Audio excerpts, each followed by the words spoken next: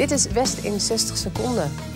Yassine B. hoeft niet de cel in. Dat oordeelde de rechter maandag. Het OM eiste 2 weken terug nog 10 jaar cel voor verantwoordelijkheid voor de dood van Pierre Wijmans uit Alphen aan de Rijn.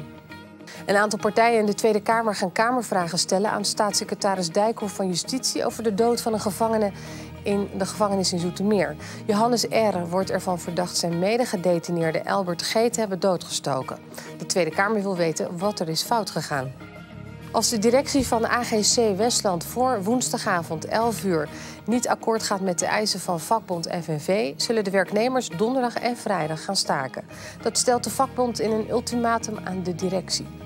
Zuid-Hollanders zijn de meest bewuste viseters. Dat blijkt uit onderzoek van de Bewuste Visweek die maandag is begonnen. Toch eten we in Zuid-Holland nog net niet genoeg vis, zeggen de organisatoren.